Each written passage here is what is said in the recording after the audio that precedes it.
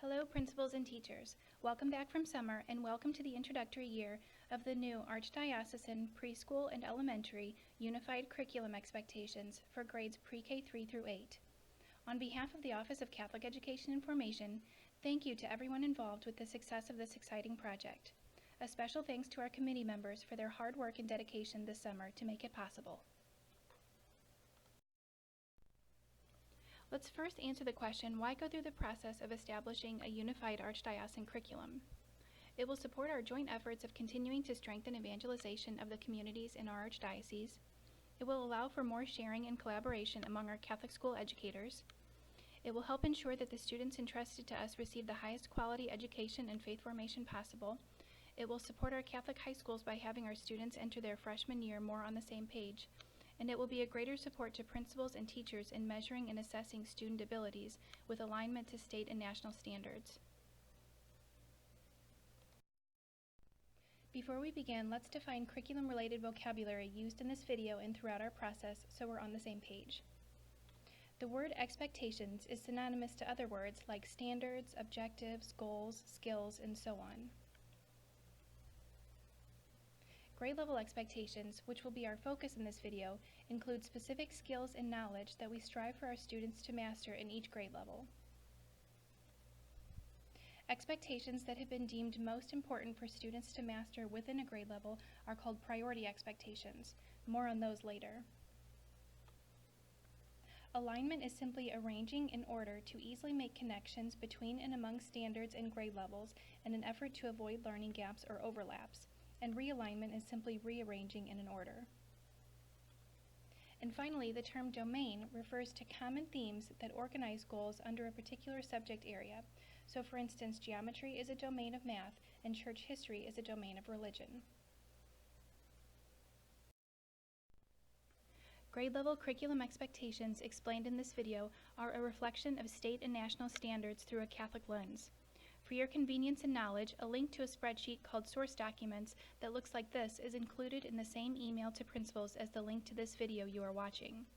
Links to all source documents used during the writing process are included in this spreadsheet. Principals and teachers may refer to these documents whenever necessary. Also included in the same email as this video is the link to a Google spreadsheet called Unified Pre-K 3 through 8 Archdiocesan Curriculum Expectations, where all grade level expectations pre-K 3 through 8 in all content areas are housed. It is not a problem if your school does not use Google or if you do not have a Google email address. Let's take a look at how they are organized first, which will lead into explaining what to do with them during this introductory year. Principals, when clicking the link in your email called Unified Pre-K 3 through 8 Archdiocesan Curriculum Expectations, this should appear in your screen. Notice the name of the file in the top left and the various tabs at the bottom by grade level. When clicking on a grade level tab, you will notice all curricular expectations for that grade level by scrolling down in this order: Religion, Communication Arts, Math, Science, Social Studies, Technology, Art, Music, PE and Health, and World Languages. Each individual grade level and content area set of expectations is organized in the same format, beginning with a list of the domains, followed by the expectations.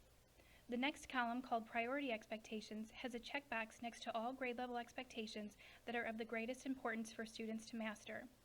These priority expectations were determined in a systematic way by rating each expectation's endurance, leverage, and readiness upon answering these questions.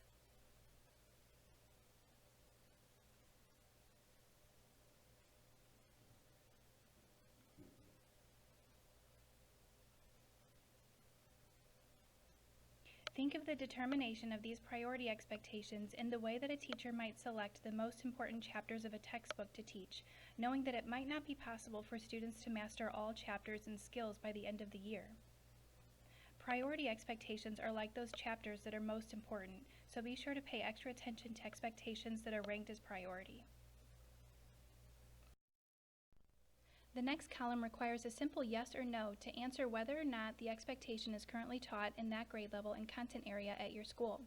It will be necessary for each one of these cells to be marked yes or no, and for teachers to pay close attention to details in the wording to make it easy for teachers and principals to know how much realignment will need to take place by the implementation year of 2021. Let's take a look at an example.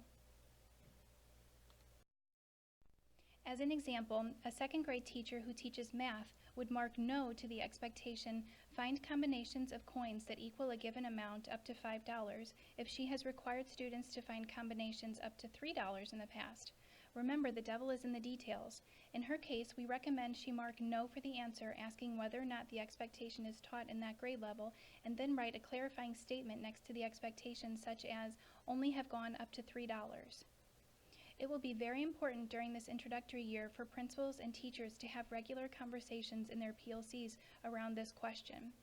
Perhaps in our example, the second grade teacher realized during a conversation in her PLC on this expectation that the first grade teacher had been requiring students to find combinations of coins up to $5 and that they had been capable of doing that. Of course, this realization would require the second grade teacher to increase the rigor expected of her students in the future. This is just a tiny example of how teachers would use the document and of the power in having regular conversations around these expectations throughout the year. The last column is for resource and budget planning.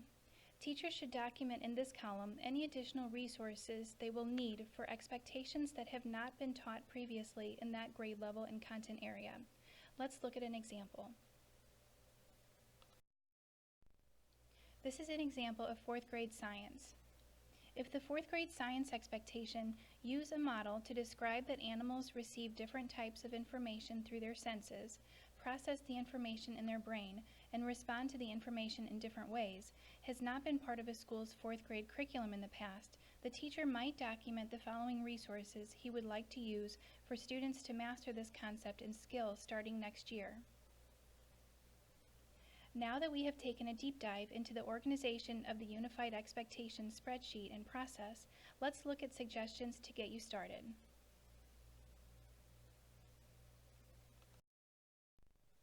This Google spreadsheet is a view-only document. There are two suggested options for saving the document to your computer. For schools who use Google Drive, click File in the top left and select Make a Copy to add it to your drive. It is recommended to have only one copy of the spreadsheet, share it with all faculty members, and have everyone type their answers in the same document. Teachers, be sure you are typing in the correct grade level when entering information. You can rename the document and house it wherever you like.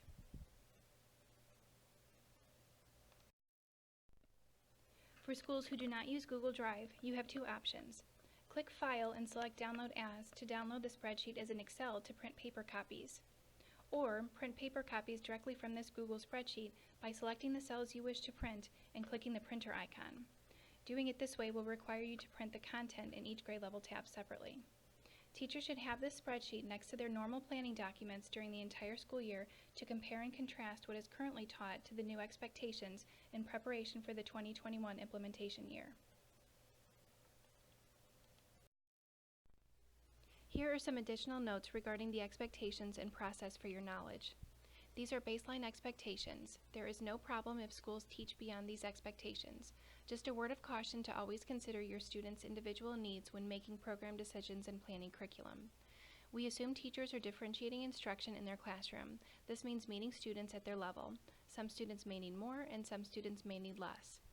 Beginning in the 2021 implementation year, content and/or skills that a teacher has previously taught and which are not included in these new Archdiocesan grade level expectations should not be taught unless all Archdiocesan expectations have been met by students first. Social studies expectations are not by grade level in middle school yet, and we do not have priority expectations outlined for those grade levels, but the committee is moving in that direction. Currently they are organized into geography, world history, and American history. World language expectations are organized by novice level and not by grade level due to the large variation of when, meaning what grade levels, and how often, meaning how many minutes per week, schools with the world languages curriculum require their students to receive world language instruction. Middle school 6th through 8th grade technology expectations are the same. The expectation should be met by students by the time they graduate 8th grade. There are no priority expectations for religion. Everything is a priority in religion. Some expectations, especially in science and social studies, have footnotes in the cells alerting teachers that the expectation should be taught through the lens of Catholicism due to the sensitivity of the topic. Expectations throughout each content area are not in any particular order. As with any curriculum, this is a living, breathing document that will continue to evolve over time. In addition to answering the questions outlined in the spreadsheet throughout this introductory year, schools are encouraged to plan discussions around the depth of knowledge, meaning cognitive levels, of skills and content required of their students, as well as curriculum mapping to determine the sequence of what is taught and when in each grade level. And additional training in the form of webinars will be sent to support schools throughout this introductory year, during next year's implementation year, and into the future. And should you have any questions at all, please do not hesitate to contact me.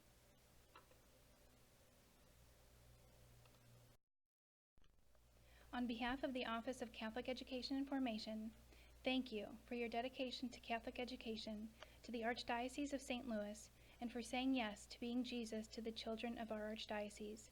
May God's blessings be upon you as you begin this new school year.